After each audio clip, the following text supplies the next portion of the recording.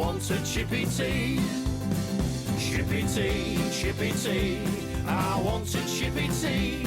Oh, you keep giving me posh, no, she don't agree with me. I don't want lobster thermidor with raspberry Kool-Aid. It's Friday night, I'm within me rights, I want a Chippy Tea. I might put my glasses on. Do a whole episode like this. Turned him American. Dick. Do I need to get hair and makeup in, or are we all right? You can't do a lot with that, to be honest, Tony, let's be honest.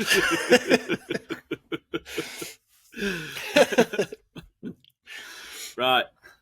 Here we go then with 44 plus 1. Dear. It's like my number and your number together, look. 44 plus 1. Hey, I'm a 46 guy. I'm looking forward to that episode. 46? It's not cars, bikes. All right, okay. I'm going to go with... I don't know. I don't think there's a 46 in cars, if I think about it. No, don't know. Hey, it's Right, Monaco okay. this weekend. Are you buzzing? It's what? Monaco? Monaco. Yeah. I'm Monaco's a losing faith. shit track, innit? Yeah, it's not entertainment. I'm losing faith. I've got to say, I'm losing faith in Formula One altogether. Well, I think it's appealing to the younger ones, the younger members of the audience who it's spoiling don't it, innit? don't have to be as technical and just want to be entertained. Then, yeah, it's appealing to them. And, you know, you've got to grow the audience. Audience evolves and generations change, so I can understand it. They're going with money. Yeah, it's just not what I want. I'm a bit nerdy with it. It's not why I want to watch it. So Move to MotoGP. That's hardcore racing. I'll tell you what, if you want to stick with cars, move to IndyCar. Now that's racing. might do that. IndyCar is Might that do is that. proper racing. That Yeah. you'd enjoy that. 230, 240 mile an hour. I might do that. Yeah, Proper racing. might have to. I tried it. I didn't give up. I didn't give up on F1. I didn't leave one to other. But I watched IndyCar religiously for quite a while, and I loved it. The only downside, it's American, so it's just full of adverts. Yeah. But other than that, it's like that's proper racing. I got quite invested into Formula E. I found it entertaining, but I didn't religiously follow it. There was a few gimmicks about it, like the battery and the boost, fan voted boosts Fan and boost. stuff like that. I hated fan boost to start with, then I liked it. Then I liked the pack that, you take a corner wide and get a power boost. That's Super Mario. There's nothing wrong with that. Yeah. I'll go up on that. And then you got Barrichello chucking banana skins. It was great. Yeah. Anyway, welcome to Chippy Tea, podcast about Formula One. Yeah, right, here we go. So, let's kick this one off, Danny, because we've nattered shite for long enough now. We've done an hour already. I know, yeah. So, let's talk, let's welcome everybody to the Chippy Tea podcast, episode number 45 of the Chippy Tea podcast. What is the Chippy Tea podcast? It is your opportunity to eavesdrop, to join us, to catch up with me and Danny as we make a weekly video call. I say weekly. It's not always weekly. We need to stop pointing our flaws out. Let's just pretend it's all close roses. to weekly. Yeah, a regular catch up. Oh, good. Got a barking dog in the background. Awesome. A regular catch up with the world that we live in, screen printing. So it is, without further ado, we welcome... Danny D from Flip Print Co. That threw it out completely, that, didn't it? It did. Well, yeah, the wording would have caught me out a little bit there, but... Me, Tony P from Palm Print, and... Danny D, I'm going to do it twice now. That's better. I'm going to a brain aneurysm all this winking. I was winking with an eye. So, yeah, we're going to throw it straight up to you, Danielle. What have you been doing this week? What have you been playing with? What's been driving you crazy? What made you stop back and think, I quite like that. I might stick at this. I'm quite good at it. And what made you think, God, I wish I'd done better at school? Well, I'll tell you what I'm going to do this week. I'm going to hit you with a real-time problem, which I'm currently dealing with on press at this absolute specific moment in time. You knob.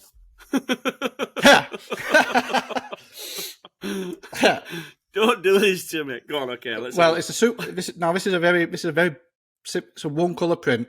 It's black ink and it's on white t-shirts.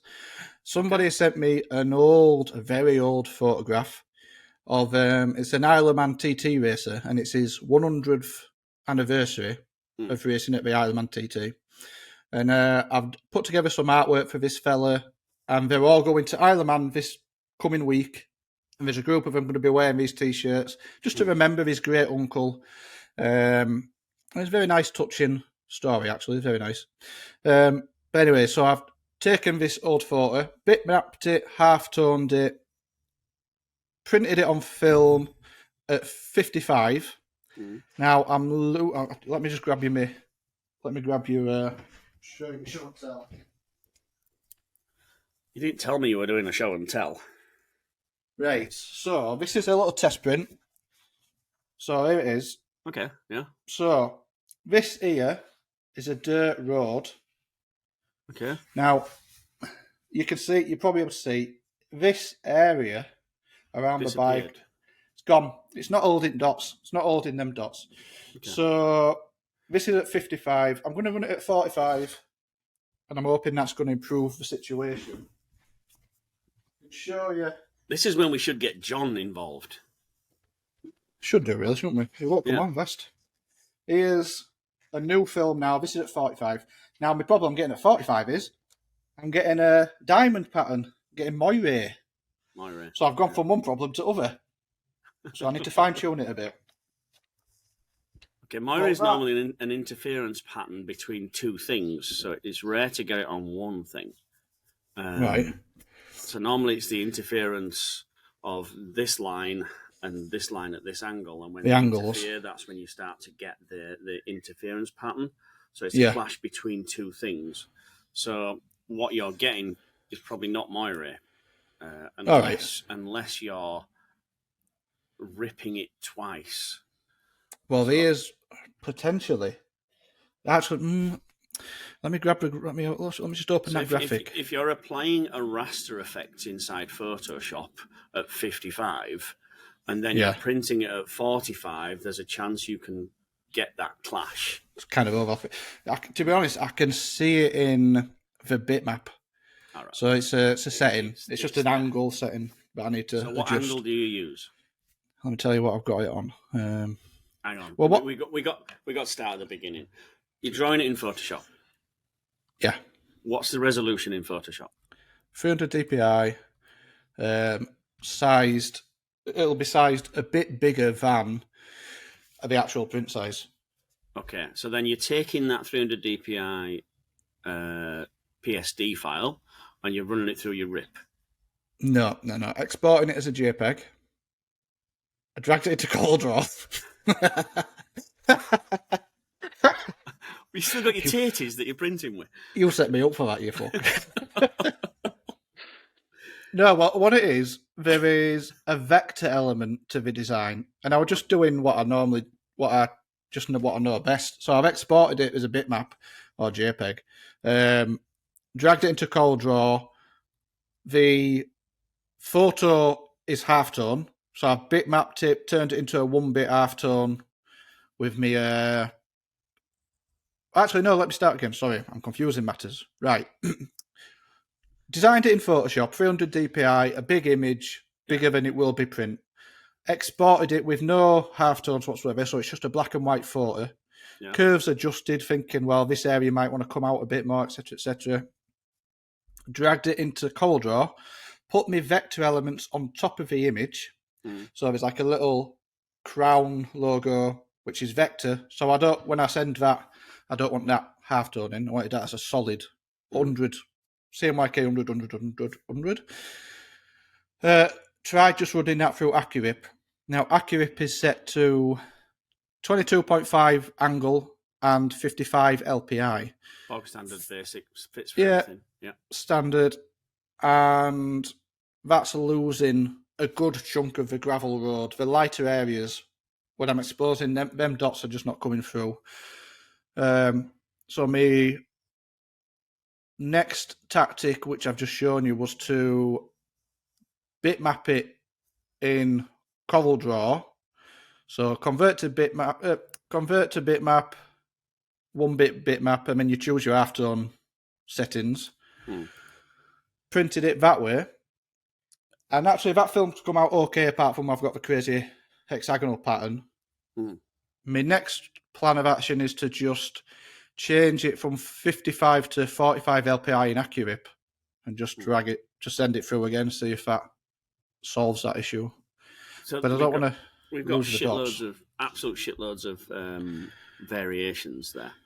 Yeah. Different topics and subjects. So I'll tell you how I would do it. Now, bear in mind, I am not trained in graphics. All I know is what I've fucked up. So I would take CorelDRAW, put it in the bin. You knew I was going to say that.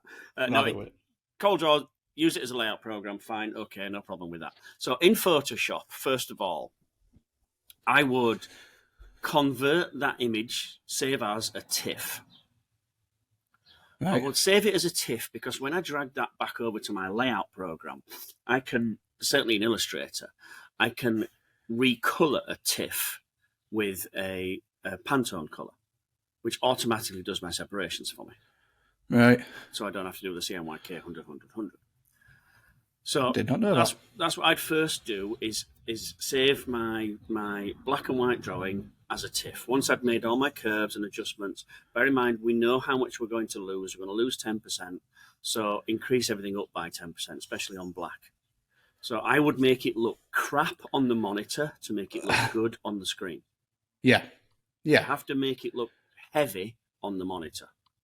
Yeah. Then I would save that as a tiff. That gives me my black and white 1-bit tiff. Yeah. I would then place that tiff inside Illustrator in my output template with my crosses on. Yeah. I'm listening. Live? Yeah. Can you tell? So once I place it in there, then I drop my vector element on. Yeah. And then I would colour everything up in a Pantone colour, vector elements and the tiff. So the tiff will accept being coloured up as a Pantone colour live in Illustrator. Let me open Illustrator. It won't work in CorelDRAW. I don't understand how you can take a flat bitmap image, save it as a tiff and then change the colour. In my head, that don't work. So this is a cheat that I used to use about 15 years ago. Me and the artist, me and the guy that I was training, we called it grayscale and tiff it. Just grayscale and tiff it, for Christ's sake. Oh, does it have to be grayscale? Yeah. Right, I'm going to try it. Save your image as a grayscale. Right, done that. Saved it on desktop as a tiff. Image mode grayscale. File save as tiff. Done that. Drag it into Illustrator. Place. You must place. I ought to be doing this really on share, didn't I? But yeah, open the screen. Let's have a look. Right, well, hang on. Hang on a sec. I've got all sorts of background noise. It sounds like a cartoon here. I've got dogs woofing and birds too. If you get Roadrunner go beep beep, it's very therapeutic. Something's wrong. It's calming me down after a stressful week of slipperiness. It has calmed me down. Share. Right, so my screen's disappeared. So can you see Illustrator now? I can see what you're doing there. Yeah. So what are we in there? We're in Illustrator. Oh, we're in Photoshop, are we? No, this is Illustrator. All right. So have you placed your tiff, your grayscale tiff, inside your output file template? This is a tiff, dot tiff. So this is a grayscale tiff which I've just dragged into Illustrator. You've placed it in Illustrator, yeah. Now, so select it, right, and colour it up with a swatch, a Pantone colour. Oh my god! A proper Pantone colour. Don't pick a CMYK one. Go to your library. I never knew this would work. Go to your library. My mind is blown. Don't use a CMYK. I don't use Illustrator, Tony, so you might have to give me more specifics. So, go to your swatches. Window swatches. Swatches. There won't be Pantones, will there? Because No, but you've got colour libraries. So, in your little flyout at the bottom, open colour library. Or up at the top right-hand corner of that window, that dock. Yeah. Click there. What does it say? I've forgotten. Spot colours?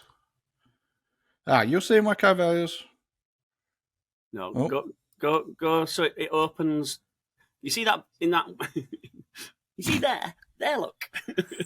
Right, hang on. I'm going to solve this problem. Top right-hand corner. Oh, fuck. Oh, there we go. What was that one? In swatches. Right. Swatches, top right-hand corner. There's a Right. little triangle there. What? Oh, No, that just makes it smaller. I can't see no triangle. Okay, so down at the bottom then, what's the two at the bottom? Well, we've got show swatch kinds. Okay, and the other one? That's just a folder. Colour groups. What's this one? Let me open for Pantones. you in Somebody's watching. People are watching something going, "You fucking idiot! It is that button." Let me have a look. Let me open mine. I don't use Illustrator, so default swatches. Window swatches. Colour box. There we go.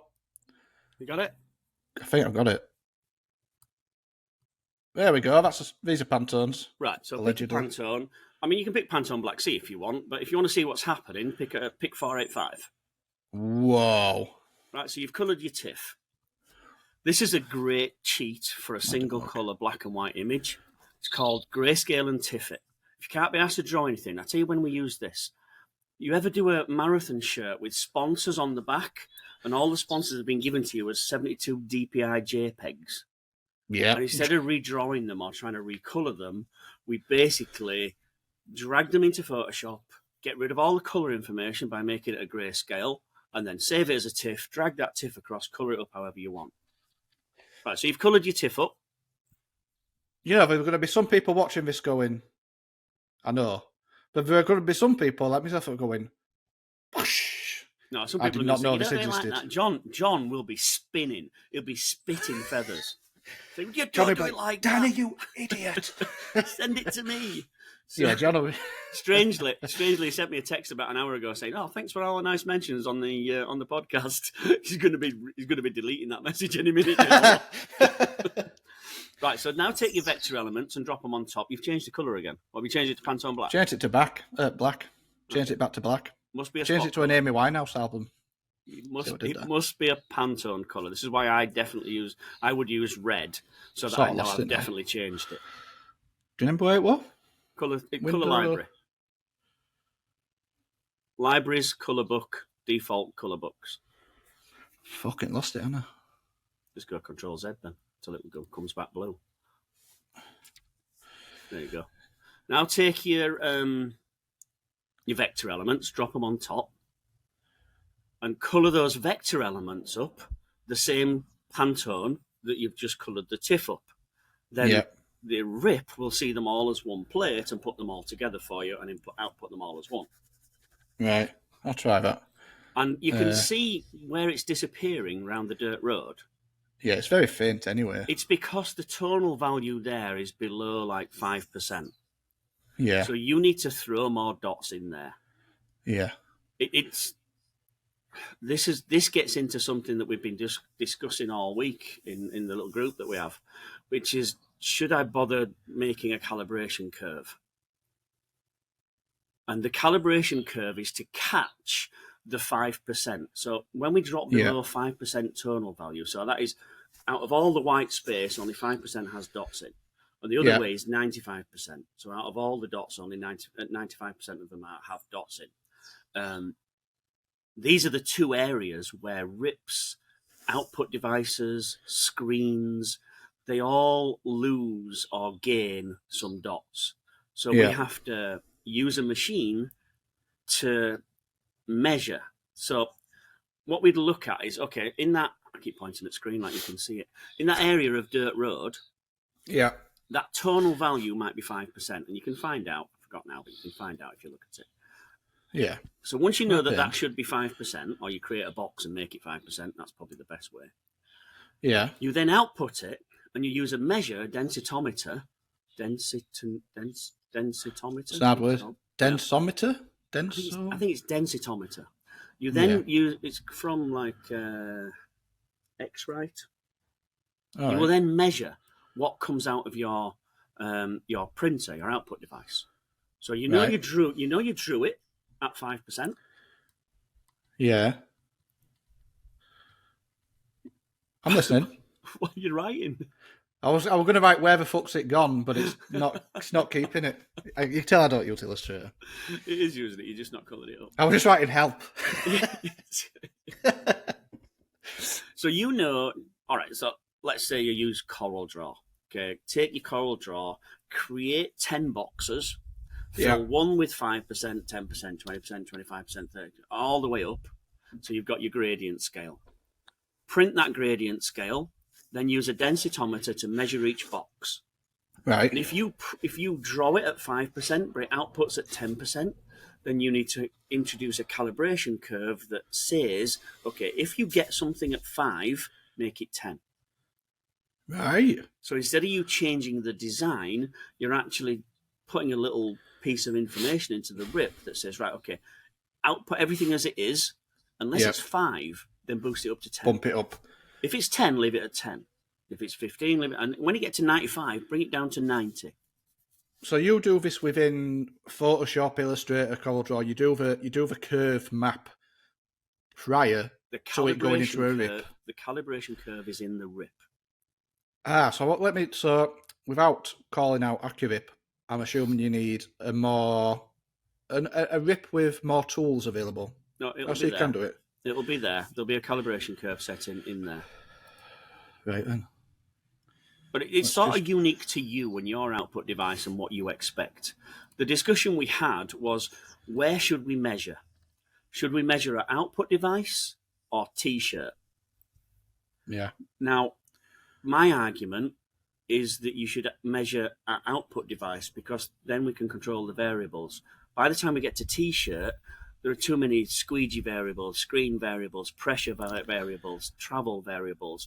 And although we try and keep everything the same, it's an analog method of printing. Whereas when we print a film using CST or a laser or a wax printer or Epson printer, it's a digital method that should be the same every time. So for me, it's better to calibrate, measure at the point of output. But that's just my personal opinion. What the fuck right now? Oh, it's not showing right window. See, sometimes I saw your window. No, it's come to the wrong one. Sometimes I think you just say stuff and it might be a load of bollocks, but nobody can argue. But on this occasion, I can prove it's the truth because I found it. Knobhead.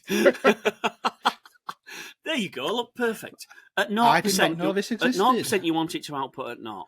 At 5%, you might want it to output at 7.5. Yeah. So if you change that to something wild like 10. I'm going to say, because you don't really want to be bothering with any of these because at 10, 20, 30, you're going to get those dots anyway. But the tiny dots at 5, if you bump that up to 10, the next available dot that you can put on a screen, that's interesting. I might just leave that saved and we'll see what that turns out at. Oh, fuck. Don't know what we're doing here. Just call it a 10%, 5 to 10 or 10% configuration. Oh, this is hard to type. Words if you want. My keyboard's on an angle, so it's all gone all weird.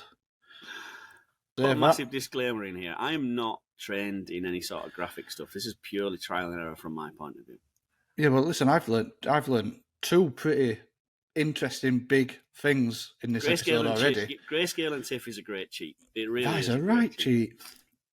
All these years, I never knew that existed. It's because you use CorelDRAW. Well, I'm a Photoshop and a CorelDRAW person. I'd never use Illustrator. It might work. You've just seen. I can't tell. It might work inside CorelDRAW. You know what it didn't? So when I dragged the tiff into... and try and colour it? Yeah, it just didn't do out. This is what I'm saying. To me, a bitmap and a JPEG. Even if you say the JPEG is a PDF file, it's not a PDF. It's not a vector. It's still a JPEG. It's a bitmap image with pixels. And in my head, you can't change the colour of pixels because it's a flat image.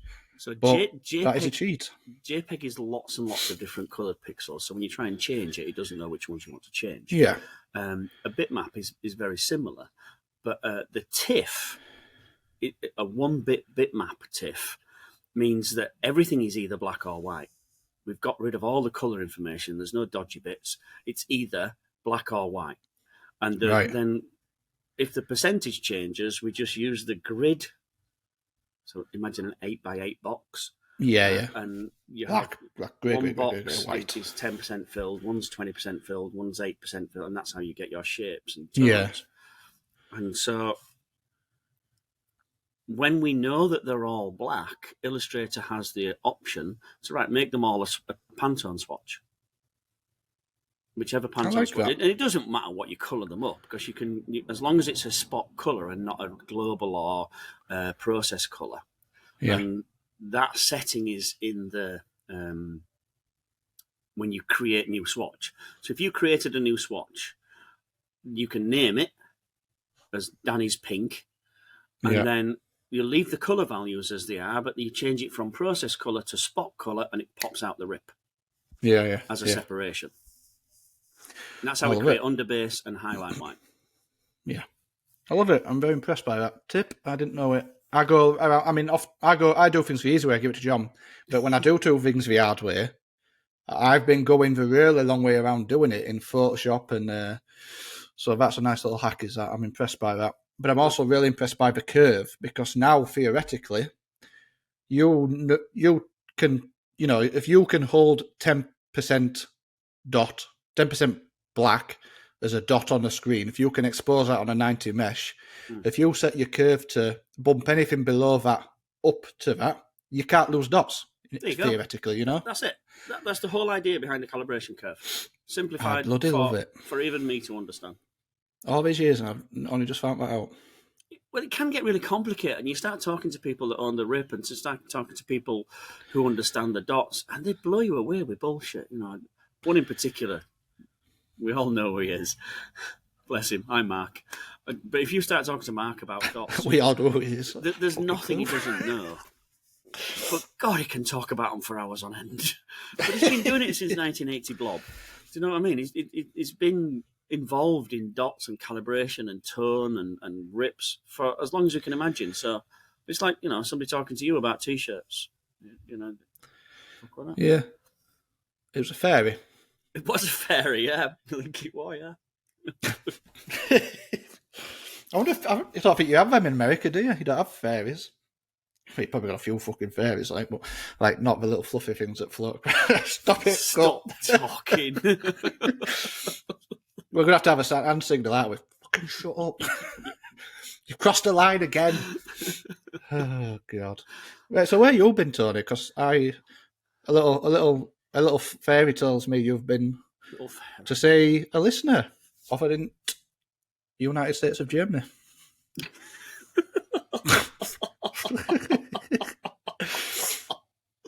Yes, I've been over in Hanover, northern Germany, to see Lucas. I bet you had a hangover that day, didn't you? You had a few drinks, didn't you? Timeless Prince. I have a few drinks all the time. Over at Timeless Prince. Again, this is someone we'd met up with in TVP in Stuttgart, and then someone who listens to the podcast. So I've got to be really nice when I talk about him. What a guy! What a guy! Because he's 6'2". Is he? Ooh, big old boy. He's a big, so if I either want to go back and not have a nosebleed, I have to be nice to him. No, do you know what though? Is it Germany, Amsterdam, Dutch? They're tall people, aren't they? I think they're generally a little bit taller. Yeah. I think if you travel around the world, what you actually the statement you'll make is the English are short, aren't they? Well, I guess the Americans so, are all like giants as well. 6 foot's normal in Germany. In America, it's 6 foot's normal in. Well, I went to 1.8 meters is normal in Germany. I went to when I went to Magna. There was me and there was about 3 lasses from Amsterdam, and I was like, 6 foot plus birds exist. Every one of them were taller than me. I was like, Is it normal? Yeah. Why do I feel so short? This is the story. I think we're short. I think that's the story there.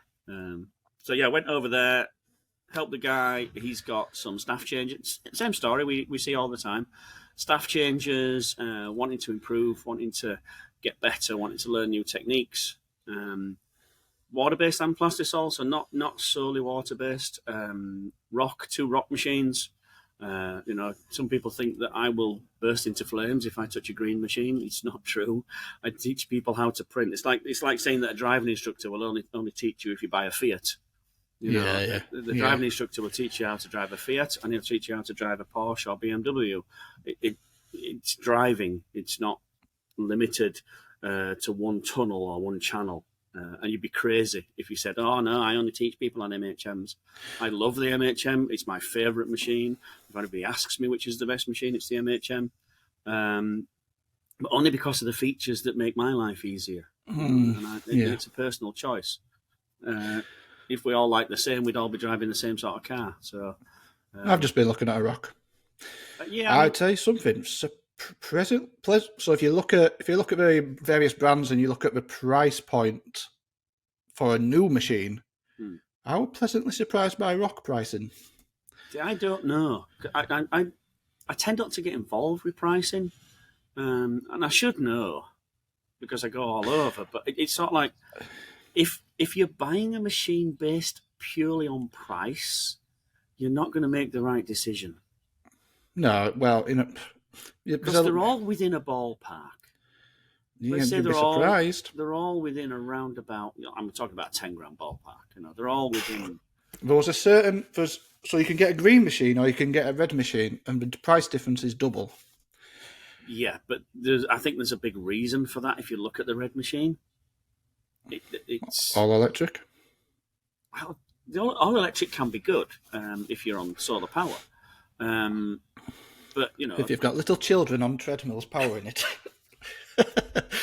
you could not allowed to do that these days, are we? Economically, you've got to power the compressor anyway. So if you're either powering DC motors or you're powering an AC 7.5 horsepower compressor. So I don't think economically it makes much difference. Controllability, there's some controllability, but most 99% of modern pressers have AC or DC electric driven heads. I swear to God. got a SWAT team landing now. Yeah, I heard something growling. It's a plane. Let's do this outside. It'd be great. Yeah. Sally Sparrow got Digbert the dog next door. You thought you got away with what happened in Germany. They're coming for you. So, choosing which press is personal preference. There are some massive differences in pre-registration, and if that's your thing, if you're setting the machine up to run 10, 15,000 every time, fuck pre-registration, just use your skill.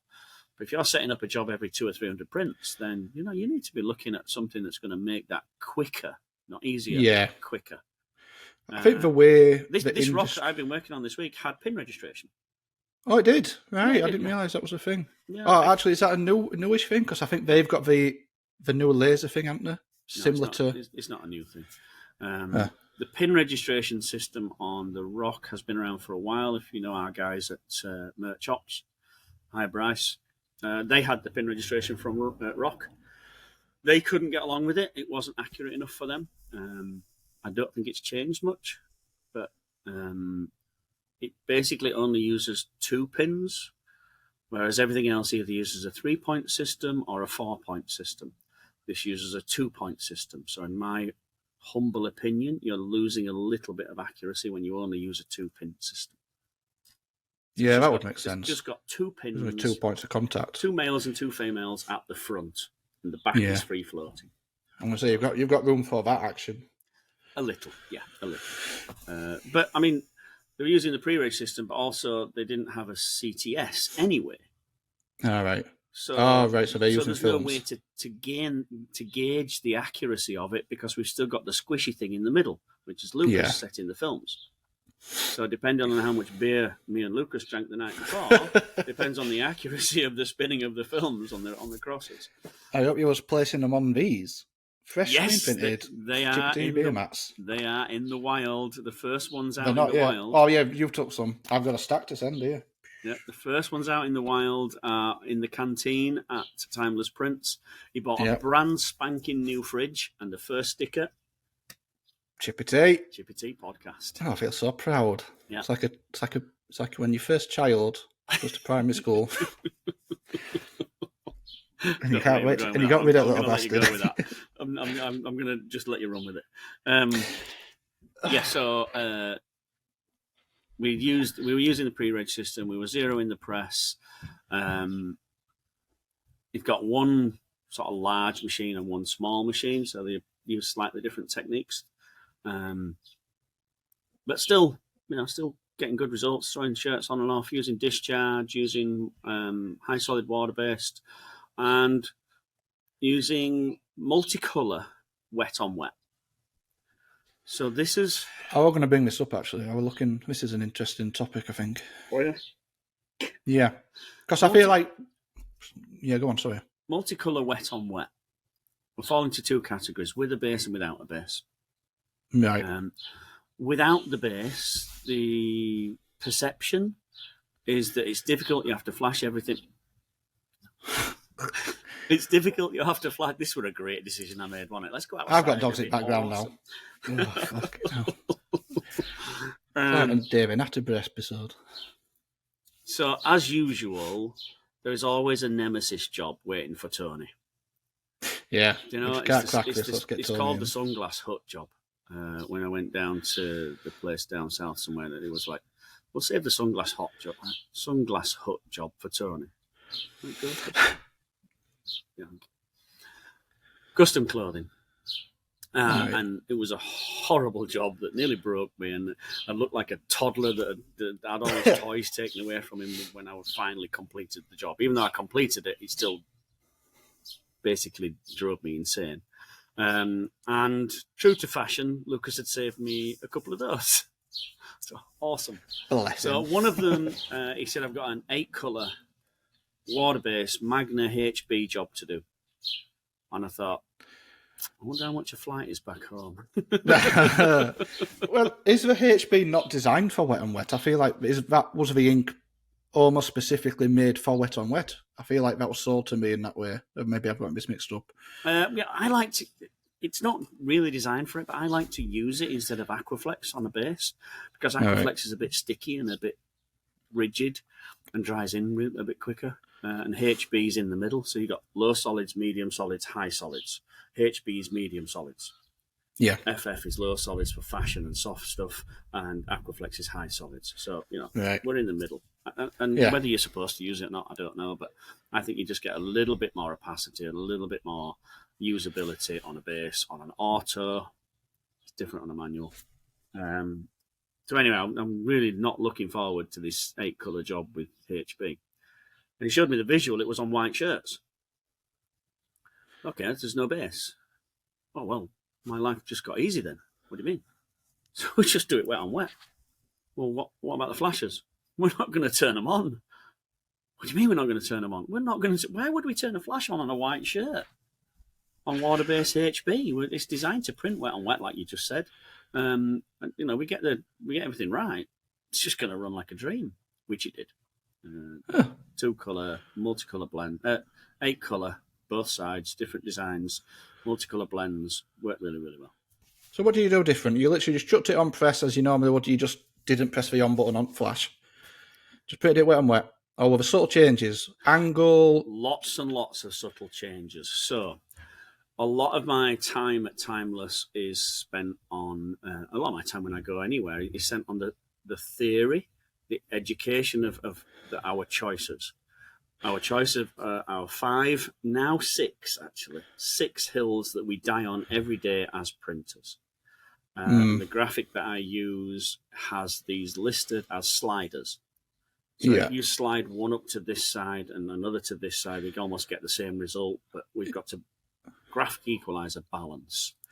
And the way that we balance that, let me see if I've still got it open in the background. Yes. I feel like wet on wet is about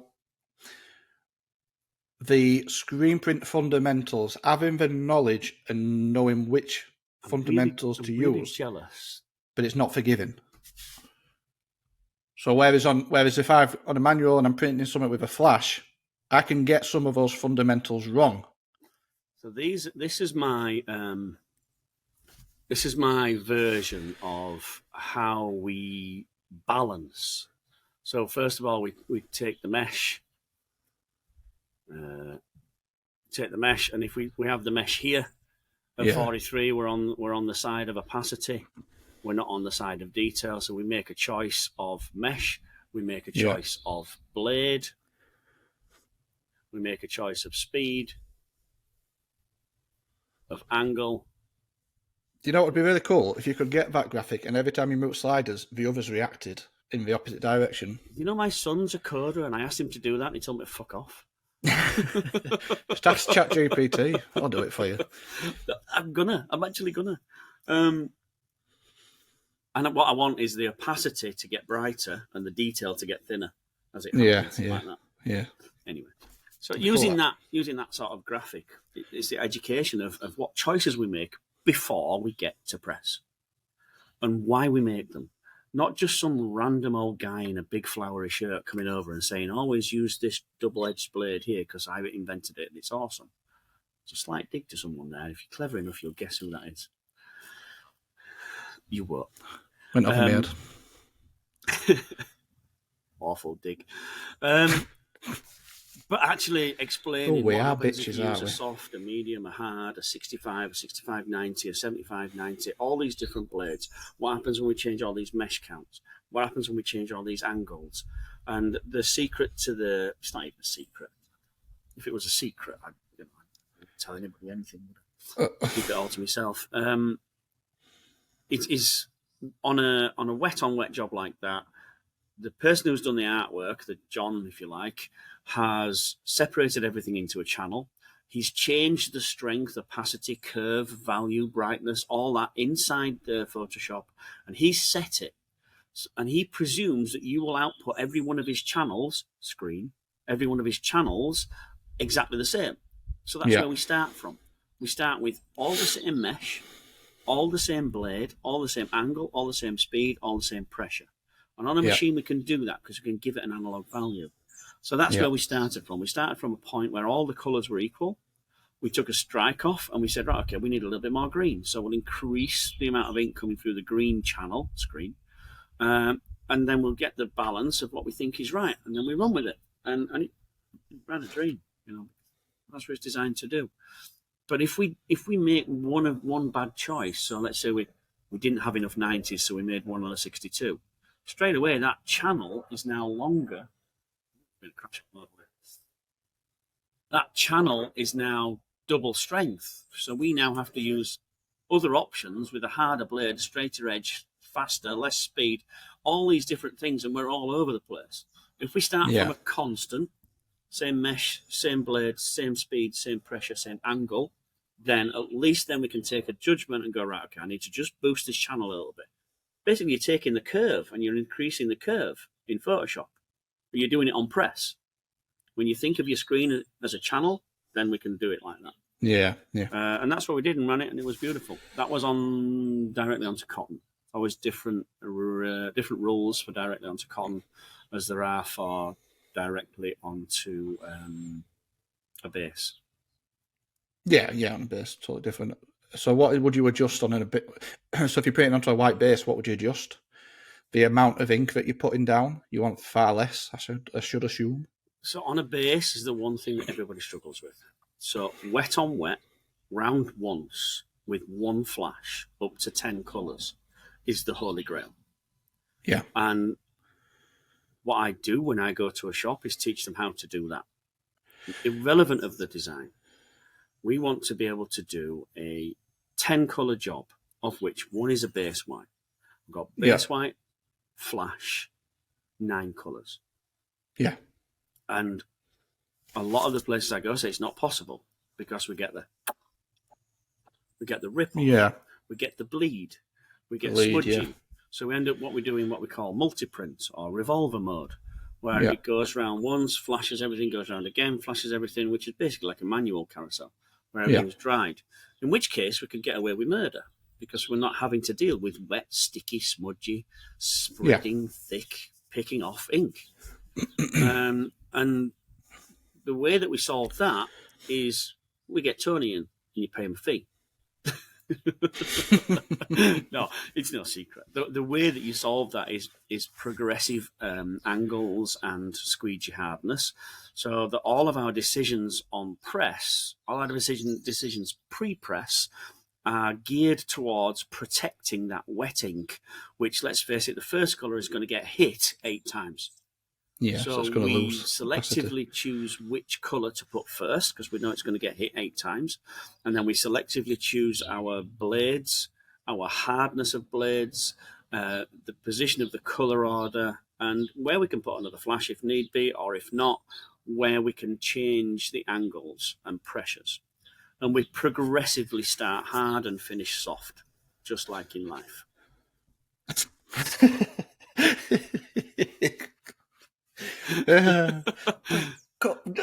Try like Germany, and they all just went. That's because Germans have no sense of humour, according to Nick Heidfeld, if you remember. Yes, that is a broad speculation, but yeah.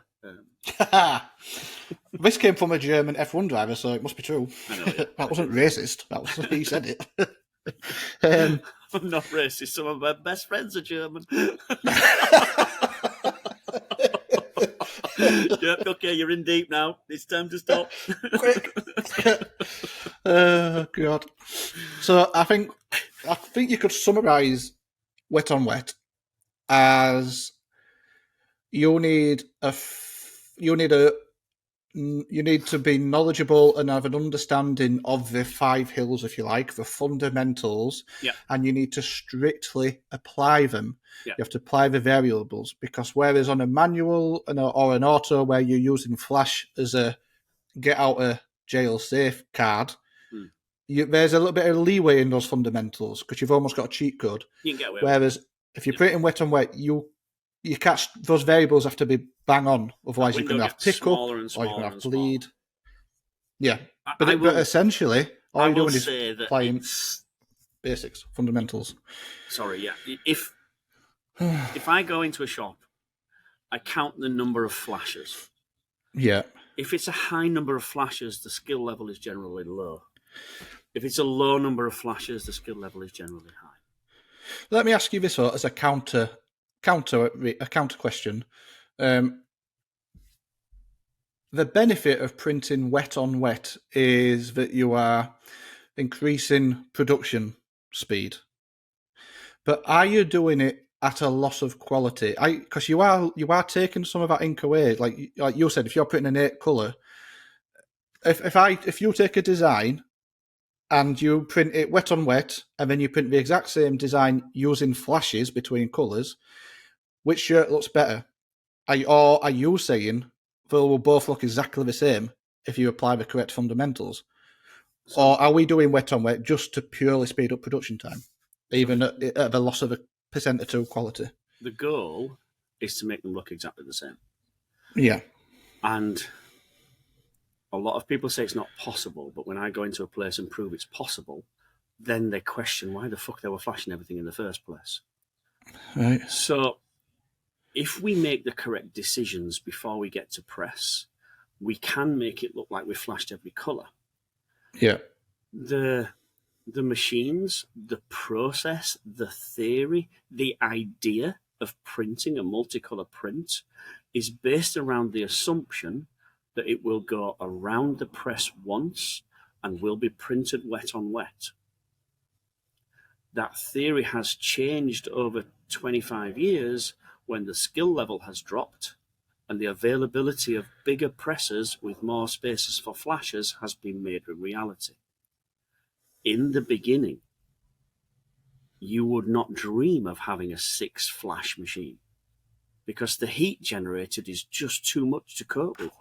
We would make the boards bend like bananas because the temperature was just huge. So we soon realised that you can't just keep applying heat. It's counterproductive. Nah. Plus, when we get to 120, pinholes like crazy. Plastisol ink, it re-wets again. We don't gain anything from that applying too much heat. And we slow down production. So actually, faster production is superbly important. Good quality. It's not one thing. It's not just turning the flash off. It starts at the artwork with the trap and the gutter and the choke. It then goes to the mesh selection. It then goes to the tension. It goes to the blades, the quality of the blades, the selection of the blades, the angles. All these minute decisions are where we make our marginal gains. Yeah. It's never one factor. It's the culmination of all these factors. And what we did over in Hanover at Timeless is we brought together all these little variables. It might have been that one was missing. And so we thought we were shit. So we'd put a flash on. Putting a flash on caused another problem, so we put another flash on. That caused another problem, so we sent it round on multiprint, and it looked gorgeous. The key is, the end of the dryer, the job that I did with one flash looked exactly the same as the job that they did with 6 flashes. Yeah. The secret was faster production and a stressless printer, a relaxed printer operator. That's what I pointed out throughout all our jobs as Lucas would come past, and I was chasing that elusive happy face that I know he's got somewhere. He just hides it really, really well. For him to walk past and go, yeah, it's all right, that. You know, and got, yeah, nobody's stressed. They showed me a job that they had, which is the rainbow job. I hate the rainbow job. Any rainbow job is just a killer. But it was a big sort of open circular design with a stag, and it had rainbow staggers all the way through. And, you know, they said to me, how would we do this? Because this is really, really difficult to do. Yeah, well, show me the mesh count that you used, show me the blades, and show me everything that you used to print it. And when they showed me, I went, yep, that would destroy me. I don't have the skill to make that job work with those decisions. Right. So straight away, I would put some gutters in to stop it bleeding. I would change the mesh count of the base. I would change the mesh count of the top colours. I would change the colour order. I would cheat on one of the yellows that was last. All these little things. But if you give me those parameters in the screens that you made, and I'm quite a skilled printer, I couldn't make it work. There's nothing I have in my magic box of tricks that I can pull out and go, right, okay, if we use this, we'll be fine. Because if the mesh count's wrong, if the blade choice is wrong, if the colour order is wrong, we're screwed. It's all about fundamentals and the decisions you make before you get anywhere near that press. And if you get those decisions right first, you'll have a stress-free life. That's my strapline. You're going to write my strapline for my academy. Yeah. On news of that, by the way. No, go on. Got the full backing from MHM. Have you? So is it? So that's not. This is not no longer an option. This is you going for it. Yeah, it will happen. Wow. The pressers pretty much nailed. The owner of MHM's given me his full backing to create this centre of excellence, if you like, the academy. Because of the owner. We're not talking about JP. We're talking about the actual owner. No, we're talking about the owner. JP's Wow. involved because I'll use his premises. Will it be a space, won't it? But yeah, watch this. So is this... Things are going well. Flipping, are we? And are you going to stick to your promise and allow me to be the first guinea pig? Guinea pig? You're the assistant. Oh, man. What I didn't tell you is I've got a new job. You're coming and helping. I knew there were a fucking catch to that press. Absolutely. You have to wear an MHF t-shirt. Send me one. I'll wear it. If that press lands downstairs, I'll chuff and wear it. Just get there quick before M&R jump in, because I'm having words. No pressure. Hey, God, I started clearing space and everything. Anyway, that's another conversation. Don't you worry. We'll get you a press. Don't you worry. Patience is a virtue. Patience is a virtue. We'll have a press in there. So I don't know where we'll fit it. We might have to put it sideways in there, right? I measured up. It's got to be tight. Story of my life. No more pies. Oh shit! Got another one. Anyway, how do you convert a Yorkshireman to printing wet on wet? Show him his electric bill. Lol. Good pants. Yeah. Good pants. It's the it's not just the electric, it's the stress involved as well. Heat management. I was speaking to a guy over in America who sent me a picture of a job he'd done, really pleased with it, like 8 colours, drove me insane. And he says he had to multi-print it because he didn't have a big enough press, so he had to send it around a couple of times. But he was really pleased with it. It looked really good. It wasn't like 10,000, so therefore multi-print is an option. It's not cheating. Yeah. It is an option. Yeah. It's the best use of time. And he said the only problem was it generated so much heat that then the heat became a problem. And it's like heat management is a big part of printing. It's like, what was the Massive. There's an old American saying, this weekend's rules. It's like what we do with the population. Don't add to the population, don't decrease from the population. It's like heat. We don't add to the heat involved and we don't decrease from the heat involved. We maintain the heat on the press the whole time. And if we can keep those pallets at 60 the whole time we're printing, we've done great. It means we're not building heat, adding to the population, and we're not losing heat, decreasing from the population. We're maintaining the whole time, keeping it 60. Because if you're over flashing, the first 10 prints, the pallets stay at 60 degrees, no problem. Everybody's happy. Little bluebells singing in the background. Everything's hunky-dory. Then the next 20, you're not losing any heat. You're actually starting to add a couple of degrees of heat on every revolution. Yeah. So you don't change. stop and you keep going. And the next time you measure the temperature of the pallets, they're up at 70. Yeah. The flash time hasn't changed. It's just that you're constantly adding that little bit of extra heat and it's staying within the honeycomb pallets. You just keep adding and adding and adding. And then the longer you run, the hotter it gets. And so then you start to get problems around about 30 pieces, and you can't understand it because the first 30 were gorgeous. So you stop, you wipe, you clean, then you start again, and now your temperature's dropped to 55 and 52. You've been paused for a little bit. And straight away, you've got more problems. And now you think it looks like the same problem you had at 75. So you're convinced it's the same problem, so you turn the flashes up, or you flash for longer. And now all of a sudden you're adding more heat, and you're just on this spiral where you can't win. The problem happened not because you stopped, but because you were adding just that little bit of excess energy, excess heat every time. Every time, yeah. So you see, not losing heat is quite simple. We don't stop. Yeah, but that can cause us to keep adding excess heat. So it's managing that heat. We always talk about managing the heat high temperature wise, not allowing things to get too hot. But if I'm not wrong, there are certain water-based inks, Magna in particular, that you don't want the pallets too cold either. You need them at a certain temperature. There's an operating window. I can't remember if it's like 50 degrees or something. I can't remember. I don't use them, so I don't know. Higher. Magna, water-based ink, the operating window is smaller and higher. Plastisol is wider and lower. So Plastisol, we can start printing about 55, 60. Water-based, we want to be about 70 to 75. And we don't want it to drop. And the window, the gap between the high and the low on water-based is very small. But the window, the gap between the high and the low on Plastisol is a little bit bigger. It's like Pirelli's. Just that like qualifying Pirelli's, temperature. But nowhere near as good as Goodyear's. No. Can you get tire blankets for? Shut up, Danny. You're talking shit again. No, you're not. There was, because Plastisol doesn't like to be cold. There was a company that invented a heated mat that you put your Plastisol white on. The problem is, when you start to heat the Plastisol, it starts to cure in the pot. So it's never a good idea. In fact, where I was in Timeless, they had the best idea. They've got a little Anatol turnabout, ink mixer. Yeah. It just runs all day.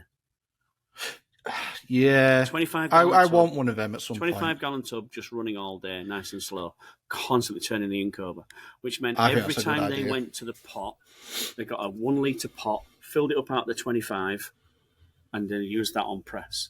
So they were always using broken down, sheared, fluid ink. Really good idea. Yeah. No, that's top. That's a top tip. I don't know if you see it so much nowadays, but do you remember people used to use crock pots, slow cookers, and we used to have a pot of ink sat in it, warm it through? I saw it 2 weeks ago. Oh, you did? Yeah. Not a fan? I looked at it and I went, what's that? Oh, yeah, we use it to warm the Plastisol white up. Throw it away. You're heating the bottom of the ink constantly, and unless you're turning it over, as soon as we get to 90, it gels. It starts to gel in the pot. People put a pot on top of flash dryers, on top of cheap under flash dryers, and on top of tunnel dryers. Yeah, I used to do it for a little while. I don't print white plastic, so it's not an issue anymore. But a lot of years ago, I used to warm it up a little bit. But I think more importantly than anything, it's just about mixing it. Just make sure it's properly mixed. It's not the temperature; it's the agitation. Yeah. It's in a little drill press. If you can't afford a turnabout or whatever the this one, version's called, little red one, and from memory, they were relatively inexpensive. About $3 or $4 grand. I think less than that. Less than $2,000. I got a quote from Kippex, and I think it was $3 grand. For smallest. You know them? No, I quite like them. I think they're good guys.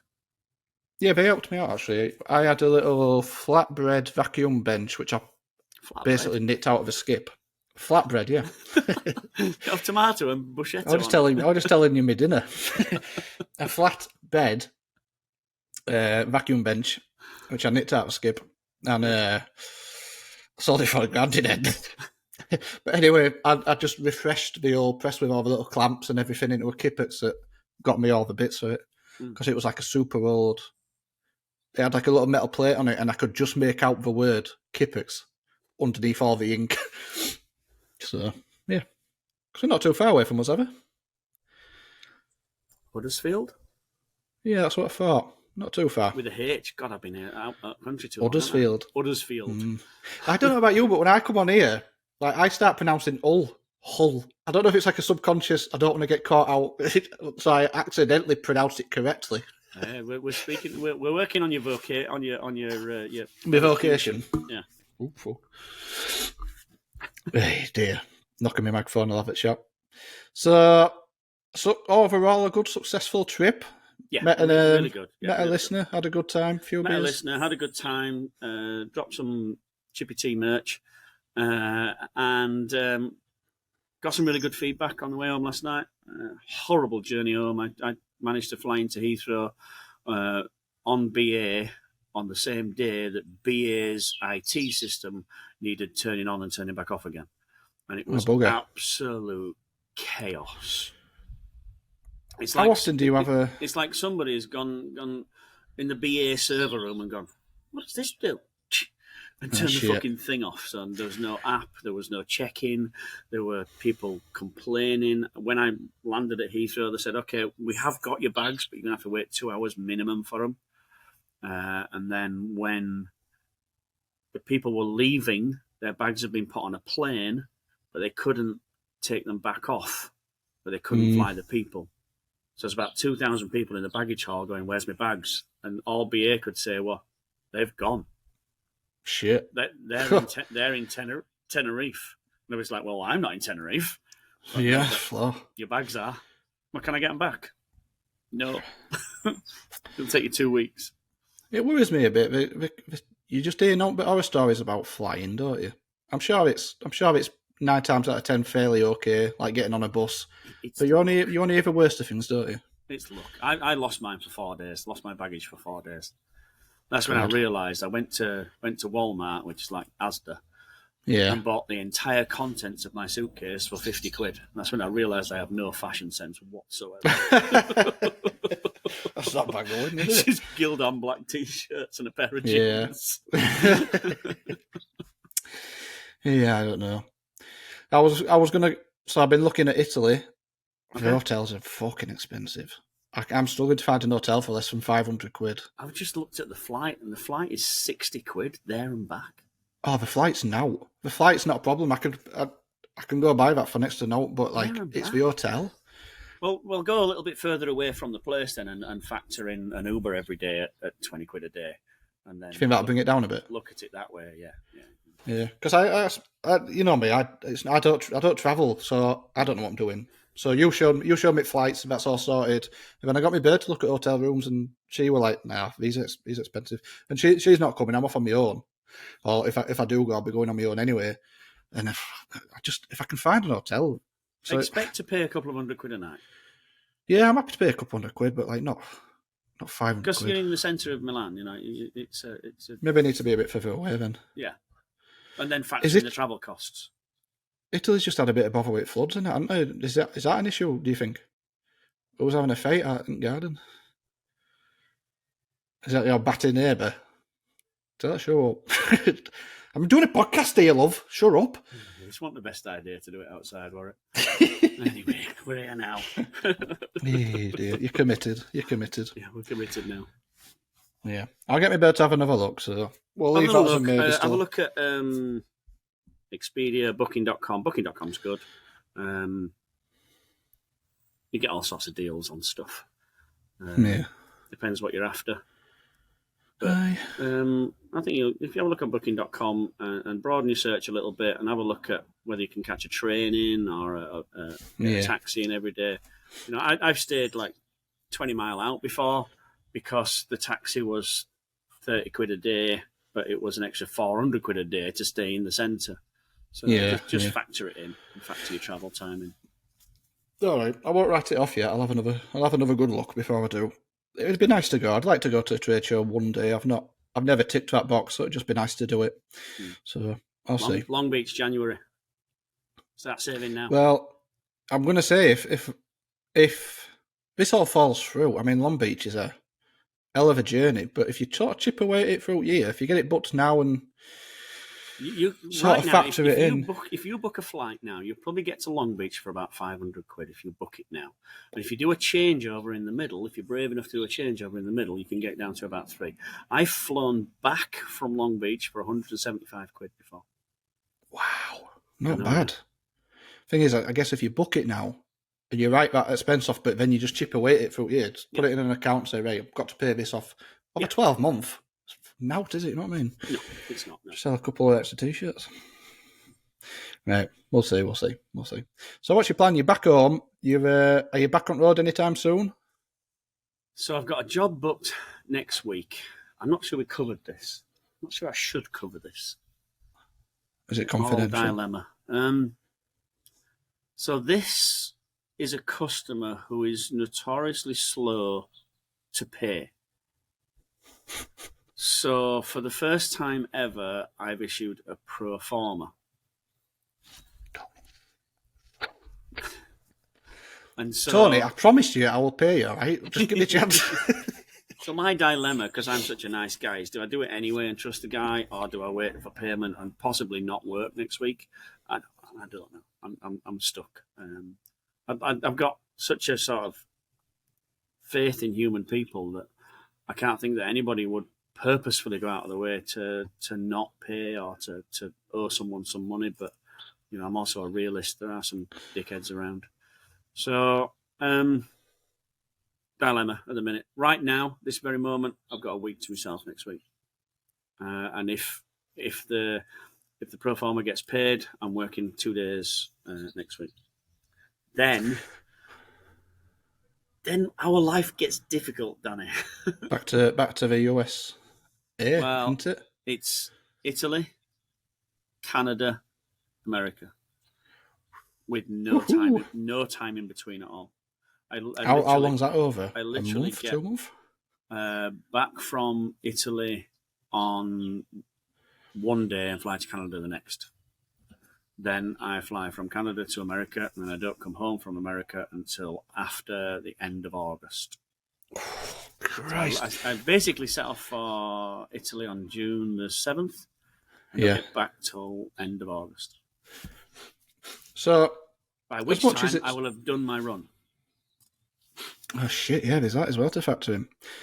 So, you're getting told off again. I'll get told off, yeah, can you tell? Go sit in the sun, you're all right? Hang on, we'll go this. Okay, go, run. Hey, you've got a tail. Run. Quick, I blocked the camera. I don't believe it. No, I aren't, you're right. You bloody wrong. Hey, good grief. What was I going to say? So we're going to say, obviously it's a great job. You get to meet different people. You get to do a job that you obviously love, but you must find it hard work. Going away for months at a time. You must miss getting bollocked off your bird. In garden. Yeah. It's Got to say that because she's behind you. it's a ditch guy at this, all right. It's a fine balance. People ask me that all the time, actually. And do you know what? The only reason that I'm okay with it is because I've done the 30 years not doing it. Yeah. If I'd been doing this job for the last 30 years, it would drive me insane now to think that I'm going to get on a plane and not come home till August. But because I've done the daily grind of getting up at 6 a.m, going to the same factory. Don't forget, the factory I was at for 15 years is a mile from my house. And my wife worked at the same place. So, there was a big chunk of time working in the same small bubble, meeting the same people, talking to the same group of friends, seeing the same, I call it Groundhog Day. If you set off to work at the same time every day, you pass that person the same time going the other way. Yeah. It just could be stuck in a simulated loop. You just don't know. So the excitement of going and working somewhere else and having a new set of problems with a new set of people is actually is a good trade-off from being away from home comforts. Don't get me wrong. I miss the home comforts. Living in the hotel's not the same. There's some big things that you miss, which I'm very fortunate. I have some good friends around, and sitting in front of the TV, eating your dinner off your knee on a comfy chair or sofa with a dog at your feet, that's a world beater. And when I go to America, my good friend Tom, I go up to his house. He's got 2 dogs. I'll sit there, eat something, watch a football game, and to me that is priceless. Because little things, isn't it? Hotels are very bland and impersonal, and they don't have sofas and settees that you can sit on. Not ones that aren't covered in stuff that would show up under an UV light. Anyway, thanks for that. You told me that, and I'm like, oh God, no! Don't buy a light. Tony. Don't buy a light, Tony. Don't buy a light, and I'm gonna. Just don't stay in hotel rooms in Camden. That's all I'm saying. Oh, Christ. Right, we have done 1 hour 20. Okay. Can we look at wrapping it up? Because it's 12 o'clock. It's 12 o'clock. You need to get some shit done. A lot of printing to do. I know, but we talked for an hour beforehand, so it's like 3 hours out of your day. We've basically done a 3-hour episode, but you're only going to see an hour of it. And if we cut out all the swearing, about 20 minutes. No, I'm good with that. I think we're good. We'll catch up again next week. We'll hope that Danny overtakes next week's episode with all the great stuff he's going to be printing this week, because I'm going to have a quiet week. All right, and I'll get some notes written down for next week. We want some show and tells. We want to see some process. So we want to see you making some screens, cutting some screens. We want to see some film output. Oh, actually, do you know coaters, screen coaters? Mm-hmm. Obviously, forget about the automated coating machines. What do you think about like coating troughs? Is there a specific trough you'll use? Yeah. Because I've always used, I forgot what they call it, but it's like a gold coating trough. Whatever you want to call it. And it's mint. It's perfect. And then I sort of dropped it and put a dint in it, so I ordered another, but I just got whatever the default silver one more. Like, crap. Is it like that? It won't stand up. It falls over. Shite. Yeah. Utter shit. And when you put the ends on, so like let's just imagine you've got a straight line the lip. The end caps, instead of sitting absolutely flush, they sit like this. So you end up at either end like a curve of emulsion that gets thicker and thicker, and it's almost impossible. And I've been at that with drill. Like, oh, is it lined up? Is it lined up? And you can't get it right. Shit. I put it in bin. I'm ordered a gold one. I'm going back to what I know best, but I didn't think getting a coating trough would be such a difficult job. I have a favourite. My favourite is shaped like the old Ceracol. It usually has Ceracol tub ends on the end of it. It's silver, it's curved, and most important thing, it only has one edge. Yeah. There is only one edge to a coating trough. Forget this sharp edge, dull edge shit. There's one edge. Keep one edge. Yeah, the sharp side. Don't use a dull bit. Keep the sharp side. Multiple coats if you want a thicker coat. That bird's really annoying me. It must be annoying you. I can hear it in background all the time. I find it very soothing. So for me, no, I'm old school. And if you go to an auto coater, there isn't an option of a rough edge and a hard edge. But I think your they mate, sit closely together like that. I think your mate, is it Kevin? Yeah.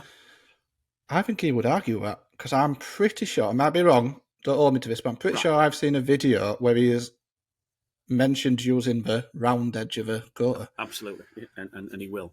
So when I'm over in Minneapolis in sort of July, so another month, I'm going to meet up with Kevin and we're going to do an episode. Yep. Whether I'm in the same room as him or I'll be on the same time zone as him. So get your questions ready. Yep. What do you want to know about emulsion other than why don't it fucking work? Why don't it fucking reclaim? Why don't it do what it's supposed to do? All these questions of what makes it fail. Why does it do this? Why are there 100 different types? I want to ask the guy who knows, for me, the most about emulsion. Actually knows the science. Yeah. So it's a good idea. Get some questions ready, and I will be in the same time zone, probably the same state as Kevin, and we will ask him everything that we want to know about emulsion. Why yours is failing? Why yours is not reclaiming? What's the best exposure time? How do you test if you've done it right? Everything. We want to know everything. The simpler the question, the better. We're not bothered about the technical SPQ values of the light value and the nanometers. Fuck that. We want to know why it falls off after 10 prints. We just want to make it work. Yeah. We want to make Everybody's hot on lava emulsion at the minute, aren't they? See what I did there? Hot on lava emulsion. But yeah, everybody seems to be trying that at the minute and seem to be quite happy. Shit, I know this. I forgot off the top of my head, but we usually find there's only two. I've even got workmen now. So believe it or not, I'm in a completely enclosed garden, and the guys have come to fix the new city fibre cable that's been rolled up everywhere, and they're on a cherry picker, which is basically looking straight into my garden. So all they can see is me talking to a microphone, thinking, "What the fuck?" And of course, they're just talking shite while they're up there. Awesome. There aren't many manufacturers of emulsion. If you break it all down, there are lots of Heinz baked beans. Yeah, so Heinz baked beans make baked beans. Then they'll make beans for Asda. Then they'll make beans for Sainsbury's. Then stick a they'll different make label beans on for it. Walmart. And everybody thinks there's 5 different makes of beans. Well, actually, there's still only one person making the fucking beans. It's just got a different label on it. So with the emulsion, we've got a very similar thing. There are only so many people that actually create, make, manufacture emulsion. And then it gets white labeled, relabeled. It gets relabeled. Yeah. So look out for that emulsion guru special. Yeah. Coming. That'll be a right surprise for him because I haven't told him that yet. No, I have. I've spoken to him. We haven't worked out a date. Just haven't bribed him yet. No, he's proper up for it. He wants to come on. He does lots of podcasts and stuff. So, yeah, should be good. It's all exposure, isn't it? There's value in exposure. Did you really do that? That was like a low-hanging fruit and you just picked it. Just reeling it in. Right, let's be on it. Let's be having it. Let's do this up. We'll call it a day. You can go get some real work done, and I'll go and just do fuck all in garden. I have been for my run this morning, so it's all right. Yeah, you have. Yeah. Well, so you're now into long runs, aren't you? 18 miles tomorrow. Did 15 last week. 18 this week. Finding somewhere to run for 18 miles is hard.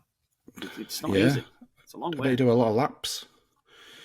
Can't be doing the laps. Get bored. Monotonous. So, you know the big one. The big one in America is that like one long, or is it a circuit? I think it's out and back. All right. So I'm going to run 25 mile out and then 25 mile back. It's not uphill, is it? Before this gets any worse, I shall. Before domestic in background kicks off. We will sign off. We'll sign off the podcast now before it gets any worse. All that remains to say is you have been listening to me, Tony P from Palm Print, and Danny D from Flippin Sweet Print Co. All the best. There you go. And if you like what we do, let us know. We are quite fragile creatures. We need that little bit of affirmation now and again. Drop us a line in the comments, although I don't read the comments. I have to wait for Danny. But if it's aimed at you, I'll wait for pass it Danny on. to tell me.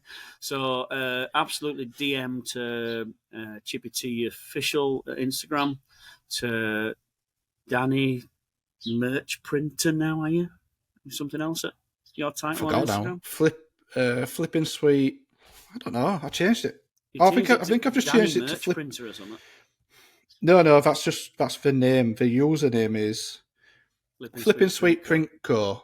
Okay. All one word, all lowercase. Flippin Sweet Print Co. We got me at Palm Print, and we will sort of try and catch up. You might see the Palm Print Facebook page appear.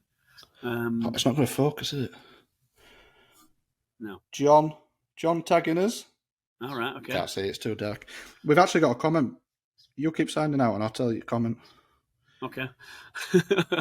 You might see a Palm Print Facebook page. It is me, but it's not me because I can't be bothered with Facebook at all. It's just a landing page because I keep getting linked by other people, especially in America, and it goes to a hairdresser in Ghana. So I've changed the link now, and I have actually got a landing page. I won't be monitoring it. It's linked to another account, and I won't do anything with it. Oh, that one, yeah. Right. So last question to finish the show. How many shirts was it? Because everybody seems to be guessing. I'm guessing this is a game. Yeah. So a lot of people are very, very close as well. How many? The exact number was 379. Oh, you bugger. You bugger. That's a bit of a slippery question, that, because Neoprint says 350, but nobody's going to get 379 yeah. And a half. Jesus. That's real speed. Yeah. I had to slow that down because some people are a bit precious and delicate about me working too fast. So I thought, well, I'll protect their delicate egos. I'll just slow that down a little bit. I'm surprised you even managed to work on autos because you don't really need them, do you? You're a bit fast swap machines, really. You. Yeah, normally, yeah. You're the only person who turns up to an auto and slows it down. I have to do, yeah. Just to so try I didn't and overeat. Compensate for it, yeah. Right, all best. Right, so it is the last thing we say is I'll silly. I'll silly. Go. I don't want lobster thermidor with raspberry Kool-Aid. It's Friday night, I'm within me rights. I want a Chippy Tea.